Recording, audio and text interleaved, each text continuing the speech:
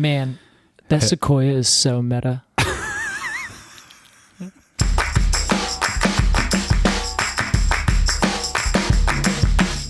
Hello, everybody, and welcome to this podcast. Title, completely arbitrary. Host. Alex Crowson. Other host. Me. I suck. Hey, how dare you say that about my friend Casey. And me, Casey Clapp. Hi, Casey. Hey, Alex.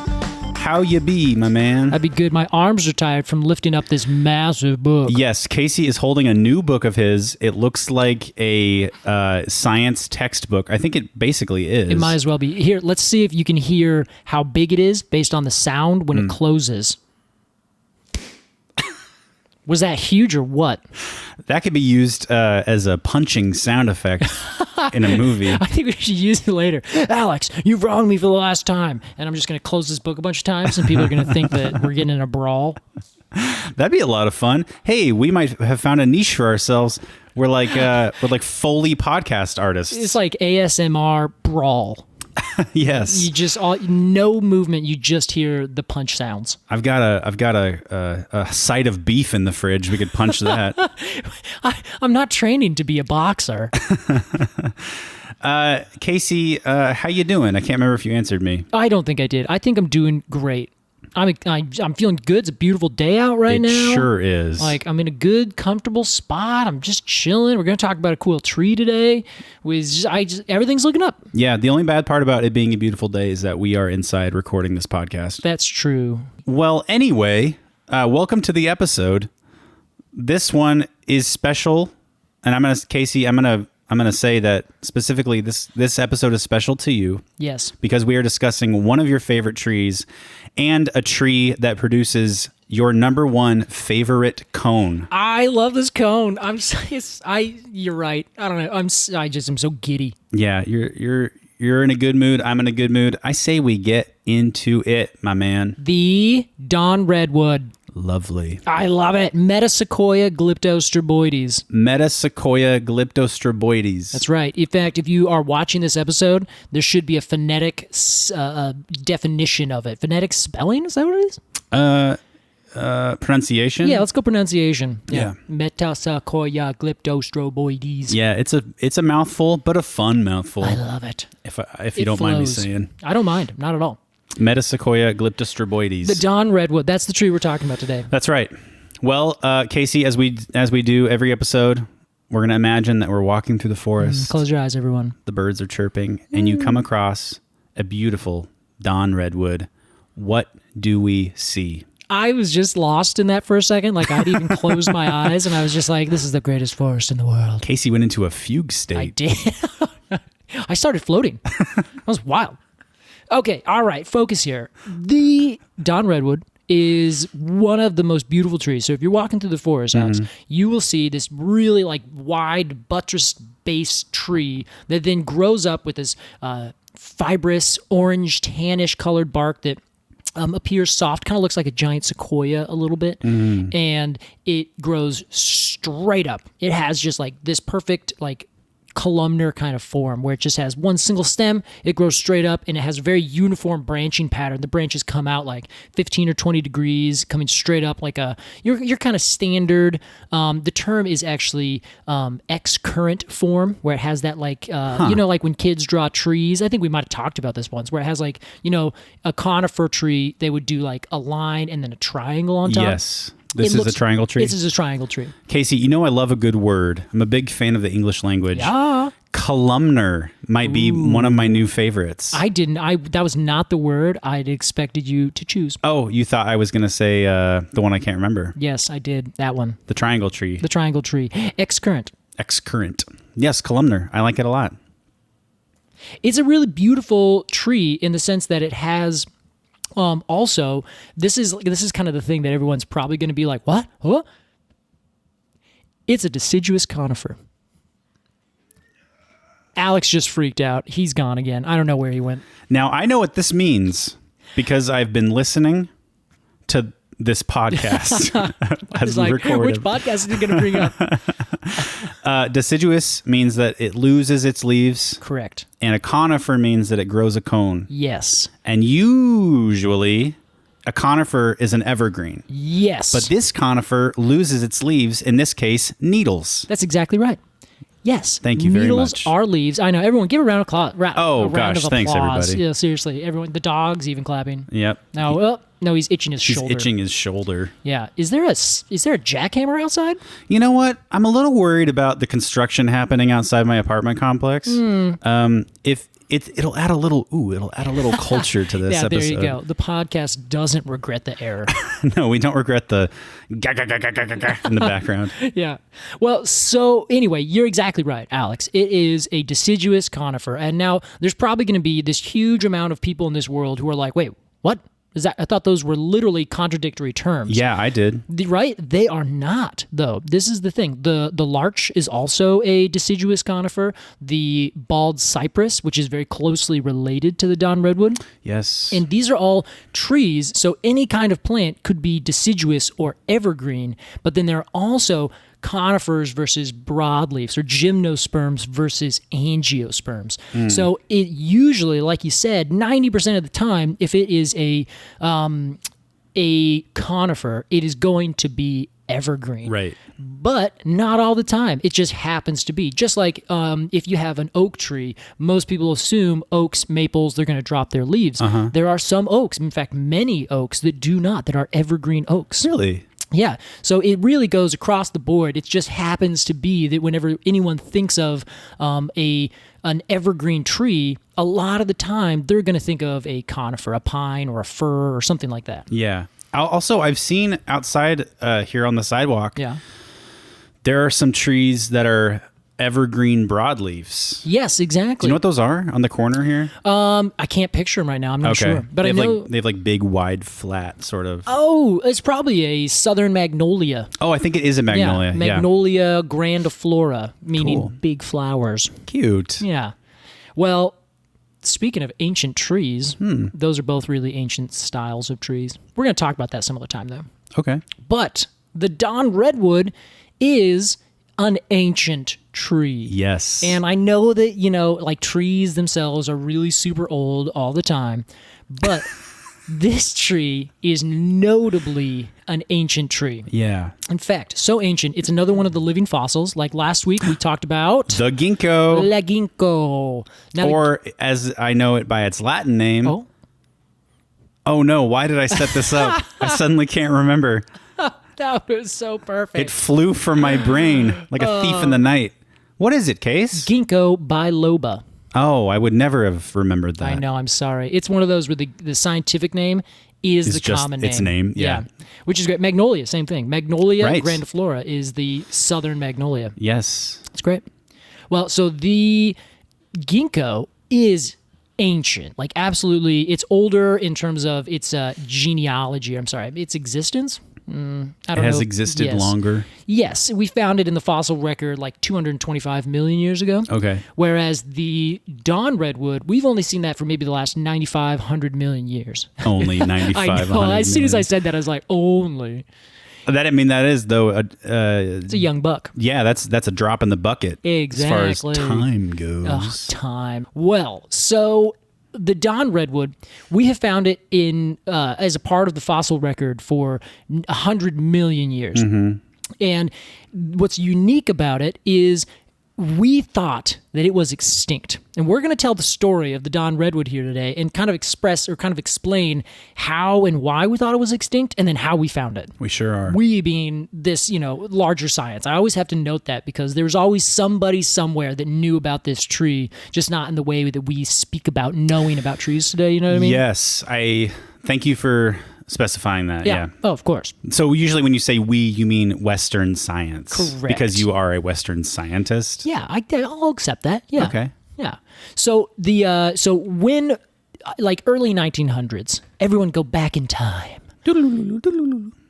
you're walking around, you're looking at some things, you're digging some holes, you're looking for oil, and you're trying to become a robber baron and drink other people's milkshakes. And all of a sudden, you run across all these fossils, and you're like, wow, what is this? And they start to like send them over to the universities, and then these old geologists would be like, oh, well, this looks like it's a kind of conifer. Oh, well, this looks like it's a sequoia. And then they're like, well, this actually kind of is a unique sequoia. We have the redwoods, we have the bald cypress, we have the giant sequoia, and this one that we found in the fossil record was just ever so different. It had leaves that came out more between us, or had parts that were like the bald cypress, and they had leaves that were like the giant sequoia, and it had, it has all these kind of middle traits between a bunch of these. So they're like, well, this is a new species that we found only in the fossil record. It went extinct millions of years ago. And so we just assumed, oh, yeah, it's an extinct tree. No one's ever found a living specimen.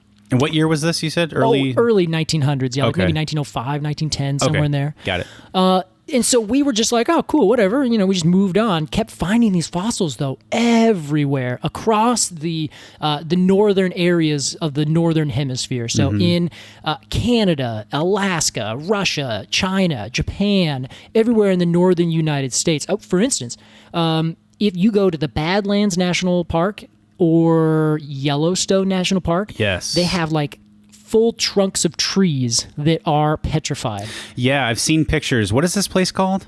These are two national parks. The petrified forest. I think is that what it's actually called? No, because that's actually another national park down in Arizona. Oh, okay. And that has like cycads and ginkgos and a couple other conifers that are extinct. I see. 100%. We have not found those, and we're pretty positive we're not going to, but who knows? But these ones are just Metasequoia? Yeah, there's also other species that grow up there, like oaks and sycamores and figs. There's like all these different other species that they found in these fossil deposits way up north.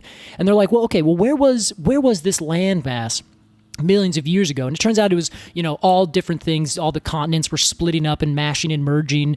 And so 100 million years ago, there were continents that were much further up into the Arctic Circle. Right. And they had actually a climate that was much warmer and much more tropical than obviously what it is today. Like imagine going into Alaska and being like, wow, this is pretty tropical. My God. Yeah. This is what, the Cretaceous period? Yes, exactly. And then after the Cretaceous, you look like you kind of took a deep breath after that. I put a lot on the line there. You did. And it worked out.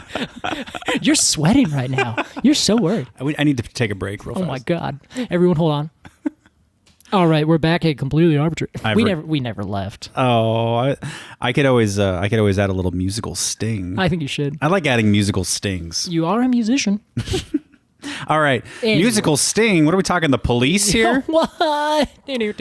All right, okay, so imagine Alaska as a tropical wonderland. Yeah, so you have this tropical wonderland, semi-tropical wonderland, but you still had, the Earth was still rotating more or less in the same way that it is today. Okay. So it's tilted on its axis, and you have the polar lighting effects, where in Alaska, during and way north in the Arctic Circle, for 3 months of the wintertime, there's zero sun. Right. So the Don Redwood is a deciduous conifer, and it was growing way back when there were deciduous forests growing all the way up through Canada, way into the Arctic, what is now tundra and sort of ice caps, right?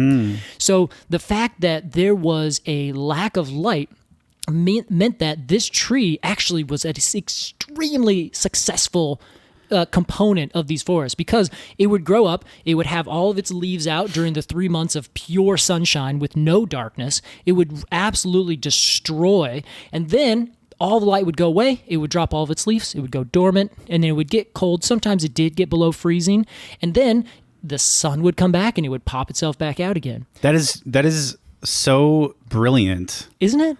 So it's, okay, clarify something for me. Sure. It has needles because it needed to be tough? No, not because it needed to be tough. It just happened to be that's how it was. That's the morphology of that kind of plant. Oh. I thought it had needles for a specific purpose. Oh, no. Because it was in the Arctic and it needed, well, I guess if the Arctic was tropical. Yeah. Ignore everything I've said. No, I think what you just said is actually a really important conceptual idea. Okay, cool. Where the world 100 million years ago was so completely different than what it is now, where you just then were saying, well, okay, well, I'm thinking about what it is now and thinking that maybe needles were important. Today, yes, a big, tough needle that has a really thick cuticle of wax around it is much more adaptable for super northern areas today. I cringed when you said cuticle of wax. Oh, why? You don't like that? The combination of those words and sounds and meanings. I won't say cuticle of wax again. But it is a great metal album. So it didn't need needles. It just happened to have them. Exactly, yeah. So it developed, I mean, no one's 100% sure where it actually, like, where was the first species? And it's really hard to, like, pinpoint, like, okay, during this year in this place was the very first species of this kind. You know, it's a diffuse process. It happens over millions of years. Okay. So at one point, they just found that there was all of a sudden these fossils in the, this record. They dated it back to a certain time. And then that tree, for whatever reason, just kind of moved around. So it was like, all right, well, I'm adapted. I'm doing well. I'm putting out new seeds, and those seeds are growing. And so it would just continue to expand its territory over millions of years until it was growing as a constituent of all of these other forests around the entire northern hemisphere of the world. So it's kind of like this really slow conquering. Yeah. And it's just like, when you think about the distances, it's like over 250 or 2,500 miles at 40 degrees latitude around the world. And this tree just marched its way across Canada, across America, across Russia, China. Like, it's a huge amount of space. There are times on this podcast where I not feign, but I have to kind of like compromise on my amazement about something. Okay. Does that make sense? I think so, yeah, but tell me more. Well, I have to say, you say like a really interesting fact and you're like, oh my God, isn't that incredible? And I'm like, I guess I could see how that would be incredible, but I have to kind of like meet you halfway. Yeah, all right. The idea that this tree like covered that amount of land, and we know how much land it covered, is so insane. It's wild, the fact that we can piece that together by finding like fossils here, fossils there, fossils this, dating it all. Yes. And then like painting this whole picture, But also just like the landmass that it was able to canvas is incredible. It's wild. Yeah. And it just happened to be that the Don redwood as a species of tree had all the right traits. And one of those traits that I find interesting, again, and this is going to come up, I think, almost every other show, every single show probably, is the fungal associates that it made. Hell yeah. Shout out. Yeah, what's up, you guys? So God, we're so white. We are so awful.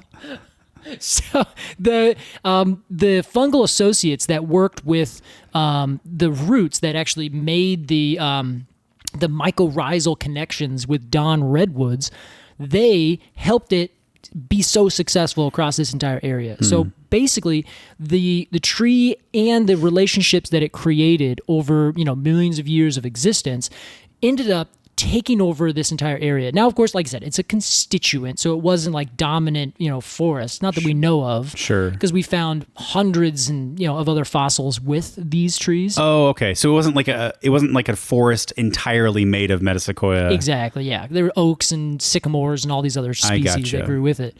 But what's fascinating is that over time, as climate changed and the different water areas and mountains rose, because actually this is fun. So when this tree initially evolved and was growing in northern North America, the Rockies didn't exist. That's wild. The Cascade Range didn't exist. The Himalayas didn't exist. Oh boy. So as these things came up and changed the climate, there used to be like inland seas all over North America and over in Asia. Those have dried up. As we're marching through tens of millions of years at a time, then all of a sudden the whole climate of the world changes. It cools, glaciers start to develop, and the glaciers start pushing the tree line basically lower and lower in latitude. So basically, all of a sudden, the trees that used to dominate in the north could no longer do it. Conditions just changed. So all of a sudden, as these conditions were changing, the world was getting drier, the world was getting cooler. All of a sudden, the Don redwood disappeared from the fossil record. This is where our story comes to a nadir, if you will. Yes, the low point. It is It is sort of like a milestone in the story of the Don Redwood. It is. And all of a sudden it was like, well, I guess it's gone. Yeah. But then, surprise, surprise. What happened? China never disappoints. In this wacky, like just this little, I don't want to say wacky. It was this village. I say wacky because it's like, one of those coincidences that you don't expect. And everyone's like, wait, come on, what? You found a tree? Yeah. What kind of tree? The situation is wacky. The situation is yeah, wacky. I got you. The village is probably quite quaint. Yes, I would love to see it someday. Yeah. So in the Sichuan province, of China, in this kind of sort of mountainous area, they ended up, they being a surveyor, a Chinese surveyor, found these trees in this village, and he talked to the villagers, and they said, "Oh, that's a water fir." And so then they said, "Oh, there's this big, massive, huge tree," and they told a plant explorer in China. Then that plant explorer went back over to the Arnold Arboretum.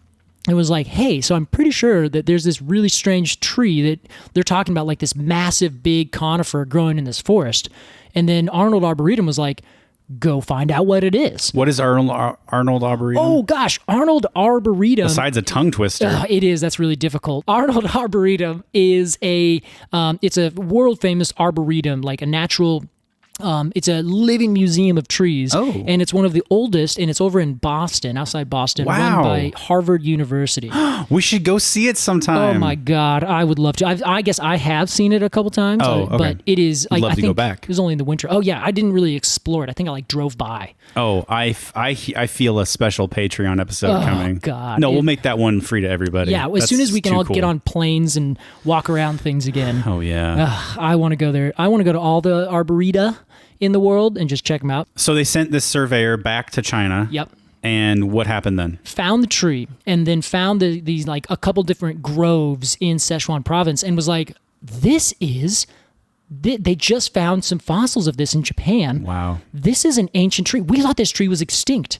Brought back the tree and then they started comparing the fossils and the living specimen that they have and were like, oh my God, we just rediscovered, we being again, Western science, a tree that we thought had gone extinct millions of years ago. And we found a couple little tiny groves in central China. That's so sick. It is incredible. And guess when we did this? Well, I actually have a pretty good guess. Shoot.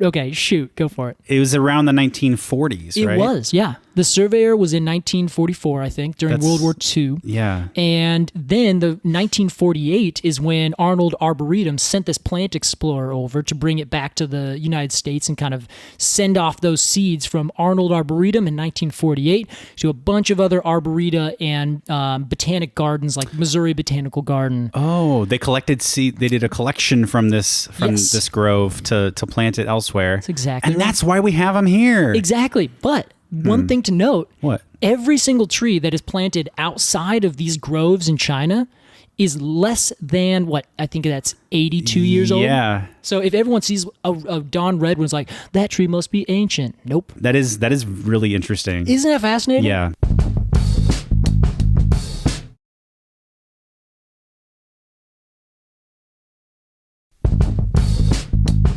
And so it's just so it's a cool tree for all these different reasons. But we haven't even really talked about the fact that it grows incredibly in almost all the temperate regions of the world. So again, because it is it was growing in these northern latitudes all the way up through the Arctic Circle, it can take freezing temperatures and pop back with no problem. Huh. It can take a little bit drier temperatures. It can grow at the fringes of water. Remember, they called it the water fir. Yes. So that is because it liked to grow next to stream sides. Okay. So because this tree is so adaptable and was so adaptable, now it can grow and compete and be planted almost anywhere in the world, and it will grow just fine. That's incredible. And so what's fascinating is now we plant it everywhere. It's an actually extremely common tree. I saw 2 of them yesterday. Really? Yeah, just yesterday. I want to see one. Well, we can go by. They're in Selwood. I feel like we say this basically every episode where you're like, I saw one of these trees yesterday. And I'm like, I've never seen one before in my life. Well, we could go and I can show you. You have seen them, I guarantee. Yeah. Are there any in Hoyt Arboretum? Yes, there are several. Well, we are taking a trip there soon. So I'm so excited. We'll see them then. Done. Cool. We'll show lots of pictures of them, of course. Hey, I think can I collect cones from that trip? Yes, you can. If they've already fallen on the ground? Yeah, I wouldn't take too many, and also we can find others elsewhere. Okay. Yeah, but the only reason I say that is because in places like Arboreta, Yeah. you want everybody to be able to see what they look like. For sure. Yeah, that feels like more of a protected space. It is, yeah. I would never go to like a dinosaur exhibit and be like, "Can I take one of these femurs?" Yeah, thanks. It's really beautiful. I could really throw it for my dog. Loaded into the station wagon. Yeah, right.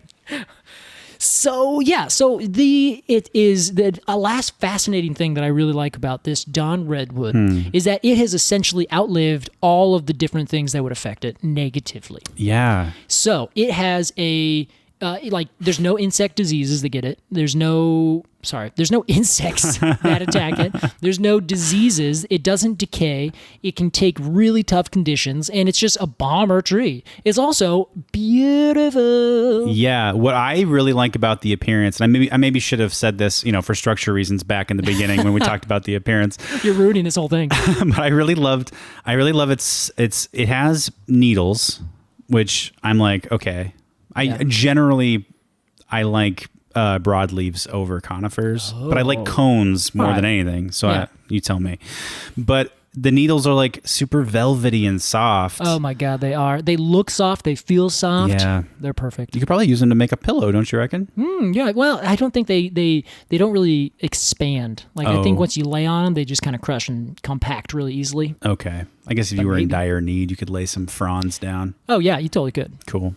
But yeah, so I think that right now they're planted in the streets as yard trees, and they're classy, they're elegant, they have everything you want in a tree. That's a great yard tree. It is, really. I could not agree more. Cool.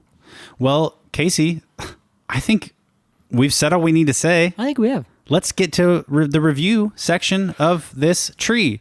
I'm so excited. As you know, we rate trees every week on a scale from 0 to 10 golden cones of honor. Ooh. Casey, as our resident expert, we will begin with Yo. Okay. All right. So, as I noted, this is just one of my top favorite trees. It's beautiful. It's elegant. It is like the perfect form. It's outlived most of the things that would cause it any trouble. It can grow in 1,000 different places, and a deciduous conifer is just cool outright. Yeah. Last two things that really do it. I love the cone. I think, did you say this earlier? Did we say this earlier? I did mention that it is your favorite cone. It is my favorite cone. Yeah. I love them. I once gave them out. I was at an Arbor Day celebration, and I gave them out as gifts to all the little kids and people who would walk by. That's because people are like, "Oh man, I love this cone," and I'm like, "Yeah, totally, yeah. You want it?" I'm like, "What?" And I just give them out like candy. It was great. like a candy at a parade. You're just like tossing them into the crowd. Exactly. That is just so on brand for you. Thanks. Yeah. This whole situation. And this was before I even had an idea of what a podcast could be. Just a boy who loved cones. Well, so the last thing that I dig about this, it is the state fossil of Oregon. That's really cool. Yes. So, all this considered, 9.8 out of 10 golden cones of honor. I love this tree. 9.8. 9.8. Our highest rate, well, no. Mine, yours, you've given it perfect 10. That's right. Your highest rating, 9.8 cones of honor. 9.8. Golden cones of honor for It's great. The Metasequoia striptosporis. That's it. That's the one. Glyptostroboides. I couldn't say it all in one unbroken string. I think that's okay. You got to take a breath in between it. It's so long. I guess I could just call it the Don Redwood. You could do that, but that sounds so unscientific. Casey, I love so many things about this tree. Of course, I can't say for sure because I've never seen one in real life. I'm sure I have. I just can't, picture it. All right, we should put this on hold. I think we've done this like 3 times. We're like, all right, let's go stop and look at this tree. Yeah. And then we never actually do. We will. We will. We absolutely will. We're going to go on a road trip and take pictures. I love many things about it. One, I think it's a great comeback story. I think it's incredible that it was like missing for millennia and then just showed up one day. Yeah, just one day. Hey guys, do you have any beer? What? Where'd you come from? I say showed up, but it was there all along. Western scientists found it one day. I'm trying to give a good, Yeah, like it was lost to the rest of the world. Yes. And now the rest of the world's like, wait a second, no, there it is. It was isolated in this small part in China. But Yeah. I think it's cool that it was like rediscovered by, people. And that's a great story. I love that. I think so. I do. I've seen pictures and I think it's a beautiful tree. I love the fact that it's unique in that it is a deciduous conifer. The cones are very adorable. You brought me several when you came over to record, and I have them in a little glass jar. I think it's really beautiful. And I love those cones. Those cones also surprisingly small for how big and glorious this tree is. It's only like they're maybe an inch long or so. Oh, I would say half inch. What? I mean, the ones you gave me. Maybe you Oh. give me the duds. Yeah, I think, maybe they go, sorry, I just gave you the leftovers.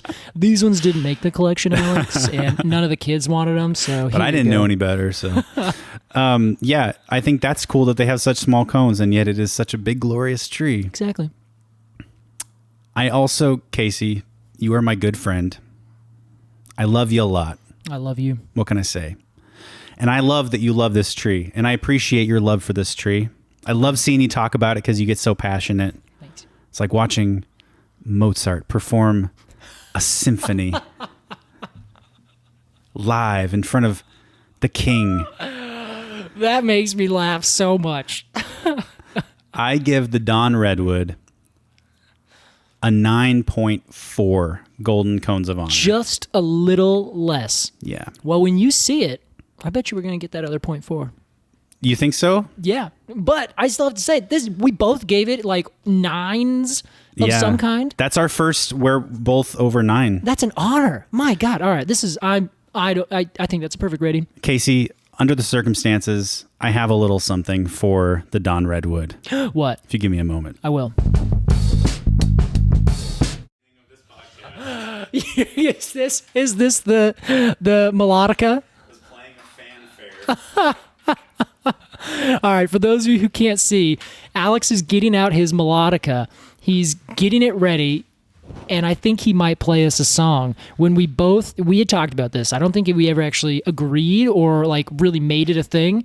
But if we ever rated a tree both very high, that there would be a fanfare that Alex plays for it. I think he's going to do it. Don Redwood, this is for you. Should have fucked up.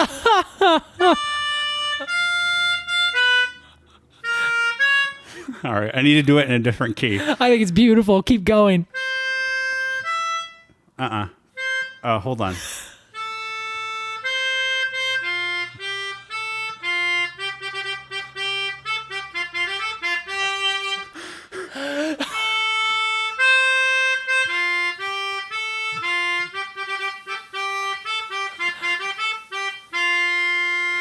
Yeah!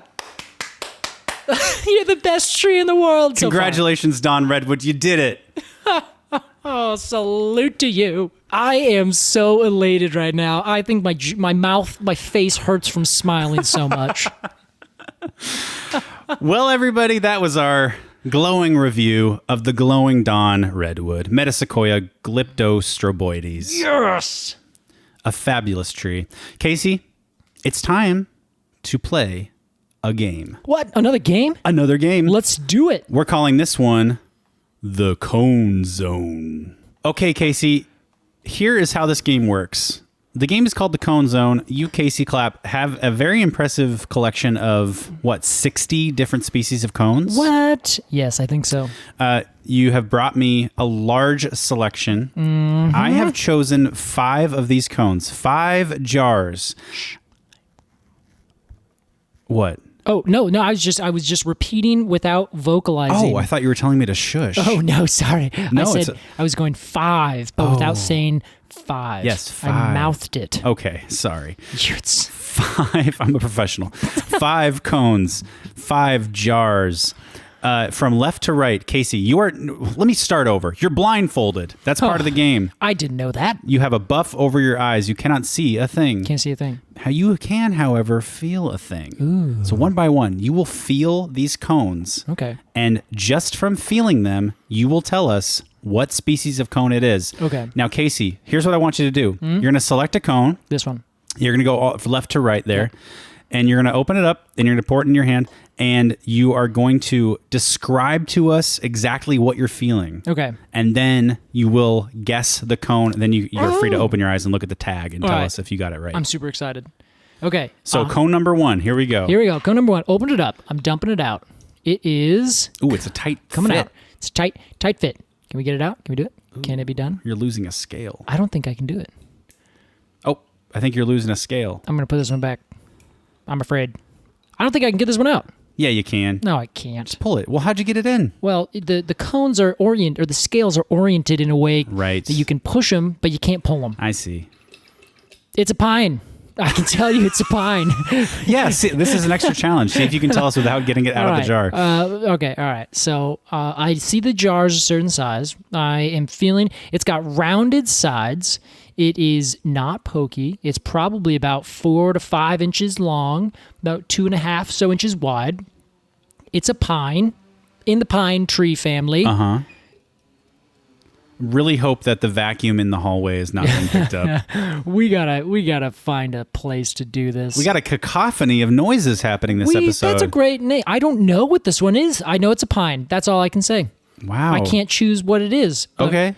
All right. Well, Casey, unveil your eyes and let us know what species this is. There's not even a species on this. This is a trick. What is it? It's just a pine. My friend Thomas gave me this one. Oh. But it was from Guatemala, so I don't know what the species is. Well, that's cool. All right, I got one right. But you did guess that it was a pine, yeah. Can we go half right? Does that count? Yeah, I'll give you half a point. Yes. Okay.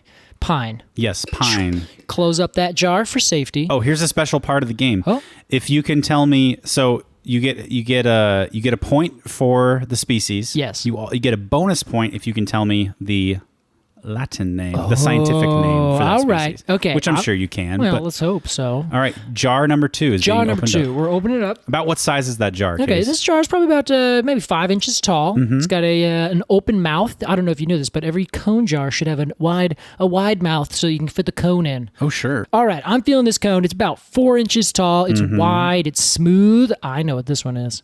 Tell us more about it. Okay, so it's wide. It's very smooth. It's very barrel shaped.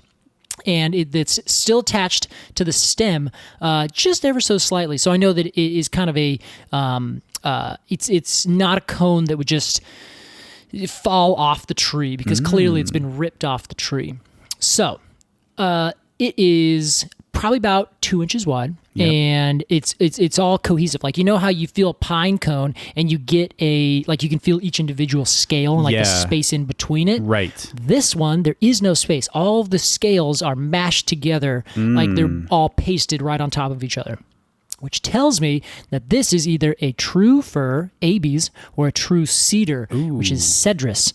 And the reason that I know it is a true cedar is that sometimes a true cedar cone will sit there and be tight and compact and then stay that way. Whereas the true firs, they tend to dry and really basically fall apart. Interesting. Both of those species or genre of tree have dehiscent cones, which means, dehiscent scales on their cones. And what that means is that the cones themselves will fall apart scale by scale, leaving a central axis where all the cone scales would actually attach to when they're developing, rather than most of the other cones of the tree world, that the whole cone itself will stay together, the scales will open up, and then the seeds will fall out. In this case, the cone scales themselves will fall with the seeds attached to them. Yes. And that's how they distribute themselves. So this is a deodar cedar, Cedrus deodara. Oh, you don't even need to check? I don't need to check. Wow. I'm going to check anyway. Okay. Wow, how confident. Oh, yeah. Yeah, of course. It totally is. It's so beautiful. These are one of my favorite cones. They're gorgeous. Did you know if you would get these in the right time of year, you can throw them way high and have them just explode on the ground? It's funny you say that because as I was sitting here looking at it, I thought it looked quite like a hand grenade. Yeah, it kind of is. Like the barrel part of a hand grenade. I don't think it has any negative parts to it, though. If you throw this and it explodes, I don't think the shrapnel will have a significant impact on your health. It's not a killing machine. Exactly. Okay. All right, blindfold on. Blindfold is back on. Casey, cone number 3 is Oh. Yep, right there. This thing's adorable. It's a small jar. Oh, it's a tiny jar. A lot of people have asked me, like, do I do something specific? And I do. I try to match the size of the cone and the size of the jar. Very curated. Very good. All right, so this is a tiny little cone. It is difficult to orient because it's so small, and I can't actually figure out where the bottom is. Interesting. A Okay. challenge. This is a challenge. Seems like a good selection by the game master. Oh, I think I found the bottom. Oh. All right, so I'm going to feel around. Cone scale by cone scale. Okay, so these cone scales, it looks like they actually bend backwards.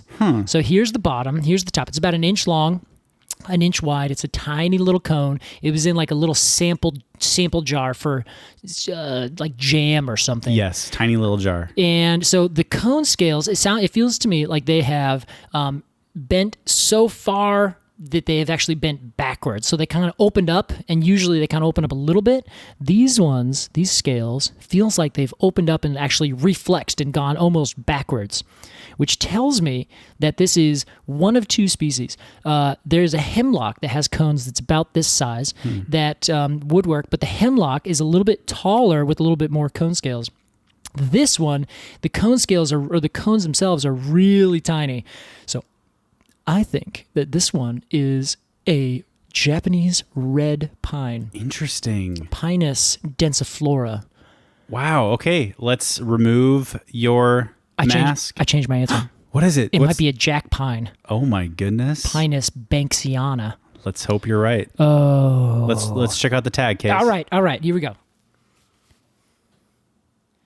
No, it's the Carolina hemlock. Oh my word. I have this literally tattooed on my body. I am just a fool. Fucking hack fraud. Listen, this podcast is completely made up. I mean, you that was one of the ones that you thought it might be, right? Yeah, I did. I thought it was this species. It could have been this species. Yeah, but you had settled on the jack pine. What a fool. No. All right. That's not the spirit of this game or this podcast. Dang straight. All right, I'm gonna try to come back from this. You know, Okay. you get knocked down, you get up again, because you're never gonna keep them down. That's I was trying to say- eternal words of Chumbas Wumbas. Yes, thank you. I was like, I think I got all those lyrics wrong. Casey is opening jar number 4. Jar number 4. Let's see if I can get this little guy out. About how big is that jar, Ooh, Case? the jar is probably about 4 inches, maybe Tall? 4 or 5 inches tall. Yep, couple Maybe inches about- wide. Yeah, maybe an inch and a half, 2 inches wide. It's got a nice little cone in there. Yeah. The cone is also, it's a little bit shorter. It's maybe about 2.5, 3 inches long. Let's see. It has scales that open up. You can feel the difference in between them. I have a clue on this one. Oh, what is it? It has a bunch of little bracts hanging out. This is a Douglas fir. Is it really? Yeah, let's check it out. Oh, yeah. It's a classic cone. I mean, come on. Oh, here you go. Pseudotsuga menziesii. Pseudotsuga menziesii. It is. I love this cone. It's so beautiful. Fantastic. It is a great cone. It's actually we had said, like, a Douglas fir is like a little kid draws a tree and it looks like a Douglas fir. Yeah. This is like a little kid draws a cone and it looks like a Douglas fir. Exactly. Yeah. All right, so I have bad news for you. Not bad news. I'm cheating. You saw the last jar. I didn't see it, but I know this jar, and I think I only have 3 of them. Okay, so it's one of those 3. It's one of those 3. I'm going to open it up. Well, here's jar number 5. Jar Casey number is 5. opening up. This is a unique jar in that it is fitted with a cork. It's very classy, I think. It's like an alchemist's jar. Yeah, it really is. All right, let's see what we got in here. Oh, that's just as I thought. There are several. Yep. All right. These are little cones. Little cones. A bunch of little cones in here. They're all they're about an inch long, maybe a little bit more, and they're very square in profile, I guess. Yeah. So it looks like they have. I know what this one is. Oh, This one is very topical, isn't it? is it really? This is the Metasequoia glyptostroboides. Aha.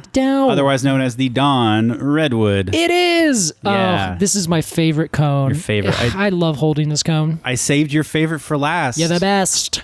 It is. I have like maybe 15 little cones in this jar. Oh, they're so good. Okay, but I got to finish explaining. The cones of this tree, they come out, they feel in cross section, but kind of like a rounded cube that's a little bit elongated. Yeah. Because the cones come out from that central axis opposite. So there's cones that come out left and right, left and right, left and right, left and right, and they kind of alternate 90 degrees each time they come out. And then they have what's called a shield-like peltate scale. And whenever they come out, they create like a flat bit on this side. Then they come out the opposite degrees, or opposite side, 90 degrees, and then they pop out. I guess if it's 90 degrees, it's not actually opposite. Well, we get the idea. I got to figure my terms out. I would encourage anybody listening to this to Google, even if you know what it looks like, to Google an image of the Don Redwood cone, because they are... I mean, maybe this is maybe I'm biased because it's your favorite cone, but it's one of my favorite cones as well. I think they're scrumptious. Yeah, they remind me of a cypress cone. Yeah, they're in the cypress family. Very Well, good. there you go. Jeez, why are? This is why I chose you, because you love cones so much. I do love to learn. Oh, well, there you go. Okay, Hey. how did I do? I think you got 4 out of 5. That's not bad. Only what's it called? The little guy. My favorite species of hemlock. Yeah. It's not my favorite. I just really like the cone, which is why I'm going to go home. I'm going to study this cone blindfolded just to make sure I never fail at this again. Well, Casey, you did a fantastic job. That's certainly better than I could do, or anyone else probably. Thank you for entering the cone zone. My man, you lost your hat behind my couch. I'm done. I can't go on. Got hair in my face. That was the cone zone. Casey, it's time to move on to our completely arbitrary Q&A. Casey, this week's question is from listener Riley Shea, to go everywhere on Instagram. Hi, Riley. Hey, Riley. Canadian Riley is... Let me try that again. Riley is Canadian.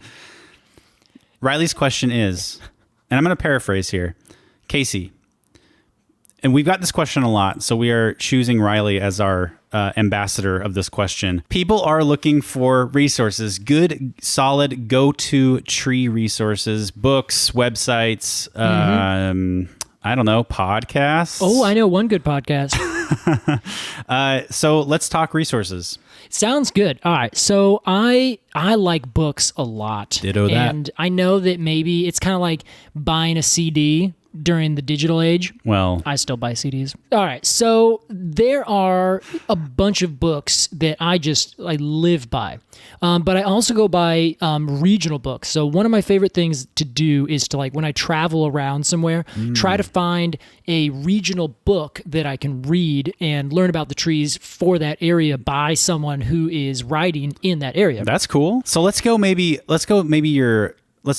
it this way. Let's go your top 5 resources in no particular order. No particular order. Yeah. So if you are looking to get started, this is actually you just had a birthday. Happy birthday, Alex. Hey, thanks. Well, for your birthday, I got you a book called the Sibley Guide for Trees. You sure did. Guide to Trees. I love it. It is one of my favorite books, and it is it's a super stellar book because the guy who wrote it, David Allen Sibley, he's a birder most of the time. So he's written like the de facto best books on how to identify birds across the entire, I think North America. I think it's from Concord, Massachusetts.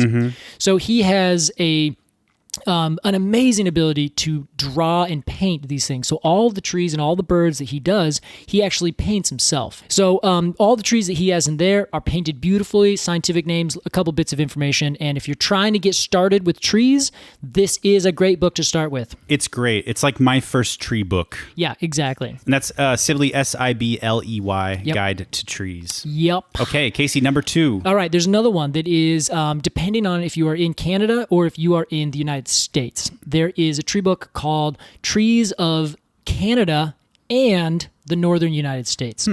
And this is a tree book that's done by, I think, Natural Resources Canada. And they have a lot of incredible resources in each page talking about the uses of that tree in terms of where it grows, how it grows. It has a silhouette of all the trees. So if you're looking at it in the wintertime, you can say, oh, yeah, that's a catalpa. I know because it shows me the form of a catalpa. That's cool. And they also talk about everything. So they give it in French and they give it in English because those are the 2 main languages in Canada. And they also, because it's the Northern United States, it covers most of the trees that grow coincidentally in the United States, because there's a lot of trees that grow from southern areas up through to the northern hardwood forest. And so you have probably 3/4 of the trees native to the U.S. are also native to southern Canada or northern U.S. Interesting. So the Canadian... one more time. Trees of Canada and the northern United States. Trees, and who's that by? I think it's by Natural Resources Canada. Yes, you said that now. Okay. And then there's another one that I just got that I'm extremely excited about. Yes. It is called The Tree Book. You heard it earlier in this episode. You heard it being clacked That's shut. the one. It is by Michael Durr and Keith Warren, both of which are like famous plantsmen and dendrologists around the United States. What's nice about this is that it doesn't just do the native trees of some place, which is what mostly the other two guides focus on. This actually focuses on any plant that can be planted here. So it has different shrubs and trees that can be planted, that grow, and all the different varieties that you could ever want. That's cool. With a bunch of pictures. Yeah, there's a lot of pictures in that book. It's very Love picture 'em. heavy. Yeah, it is, which is my favorite. And it's very heavy weight-wise. It's quite heavy, yeah. It's one of my, I think it might be my second biggest book. Wow. Yeah, it's huge, it's complex, it is thorough, it's worth a purchase. And for our fourth resource, it's one that I'm familiar with, Yes? only gently, Tell me. is the Oregon State Tree Yeah, was there? Catalog. That's good enough, I Yeah. think. It's the Oregon State Landscape Plants through the right. Oregon State Department of Horticulture. Yes. That is an online resource, but this is a great resource because it has all the different trees, mostly that are native to Oregon. So, of course, we're in Oregon here. This resource, it's kind of a database. It has individual links that you can click on, and you can go through all the different trees, and they show pictures of the buds up close, how to identify it, what the scientific name means, all the other trees that are native to it, and then sometimes they do like comparisons between trees that are really similar. Oh, interesting. They're like, oh, well, also check out this tree, and they put a picture of them right next to each other, so you can say, oh, I see the difference between the cone or between the leaves or between something. Wow, that's so helpful. It is one of the best guides. I cannot recommend using that enough. And one more time, the name of that is the Oregon State Landscape Plants Database. Cool. Casey, for our fifth resource, it's my friend, Casey Clapp. What? I'm just joking. Get out of town. You are probably my favorite tree resource. Sorry That's I treat so you like a sweet of you. resource. No, I'm totally fine with that. I like being a resource. Well, I have to say that the other one that I have, it's a book that is extremely specific. So it may not be the best applicable for everybody who's listening to this across the world. What is it? It is probably the book that I have used most often, that's been the most destroyed, and it's called Plants of the Pacific Northwest Coast. It goes from basically halfway through Oregon up through BC, like sort of Vancouver Island, Okay. only over to about the Cascade Range. So it's a tiny little sliver of the world. But the reason that's so fascinating, it's like a big, thick book, and it has a huge amount of plants. It does all the grasses, all the plants, or all the shrubs, all the trees, all the herbs. It even has mosses and like lichens. Flowers? Yeah. I all guess included. flowers are on a plant. Yeah, they are most of the time. That's very cool. It is one of my favorite books, and it also gives all of the native uses of these plants. And so it will say, it grew over here. These tribes used it for this. These tribes use it for this. All these different things, and explain how it's used still today by different indigenous peoples of the Pacific Northwest coast. I would love to see this book. I will bring it, and you'll see I've left it out in the rain. It's just it's been destroyed. But Maybe I'll find a copy locally. And the name one more time? that is Plants of the Pacific Northwest Coast. By Pojar and McKinnon. Lovely. There you go. Well, everybody, that's all we got. Casey, I've had a grand time with you. Me too. I feel like every time I have a grand time with you. Yeah, I think it's mutual. You're pleasurable company, I gotta say. Oh, shucks. I mean, I think it's us together. And everybody out there, thanks for listening and supporting. Yes, and our producer Solo, sitting here always supporting us. Well, everybody, thanks so much for listening again. We just endlessly appreciate everybody who gives a damn about this podcast. And trees. And trees, yeah. Thanks, everybody. Okay, bye. Bye. Completely Arbortrary is produced by Alex Crowson and Casey Clapp. Our production consultant is Olivia Frankie. Our artwork is by Jillian Barthold, and our music is by the Mini Vandals. Thanks for listening.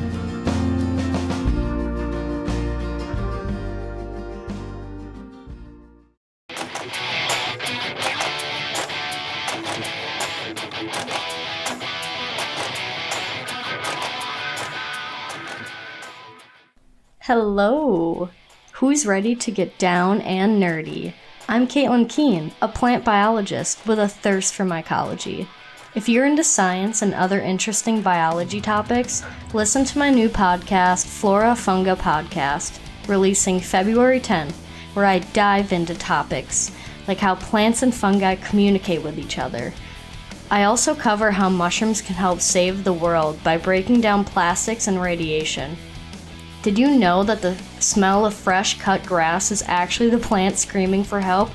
Terrifying. Or that plants carry the same disease genes that humans do? What? Learn more fun tidbits like these by subscribing to Flora Funga Podcast. I'll be releasing new episodes every other week. Check the show notes to find the link to my website, florafungapodcast.com. I can't wait to learn and grow with you. Hope to see you soon. Have a great week, my scientists, and go learn something new today.